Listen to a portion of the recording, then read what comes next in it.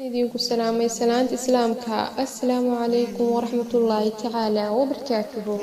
Maanta iyo qaybtii 15aad soonka iyo axkaamtiisa.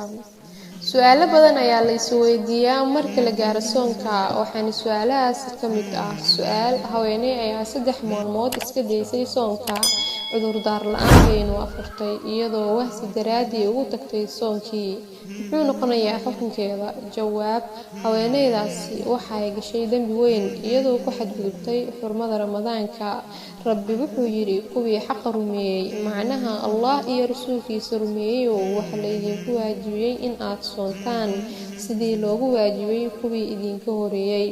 waxaadna mudan tihiin in aad doorsanataan oo aadan samayn wax Allah ka caroonaya.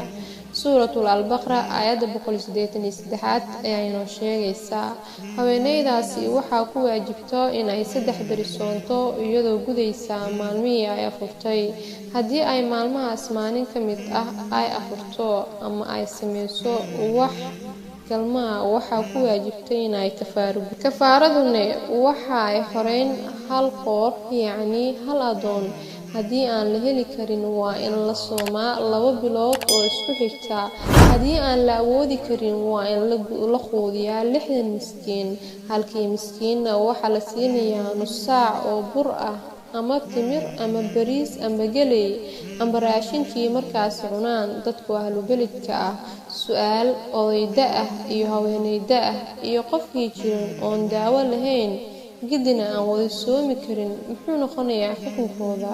Jawaab: qofkii aan awoodi karin soonka sidii dadka da'da amba qof kasta oo dhib ku ah soonka waxaa dadka noocaas oo kala loo fasaxay in ay afuraan.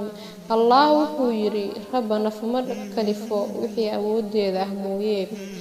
Suuratul Al-Baqara aayadda 283 ayaa inoo sheegaysaa Allah wuxuu yiri korkiina diinta kama dhigin dhib iyo ciriiri. Suuratul Al-Hajj aayadda 78 waxaas lagu waajibiyay in ay maalin kasta hal miskiin ah quudiyaan iyagoo siinaya nus saac oo bur ah ama timir amba wixii la mid ah oo ahlu beledka cunaan.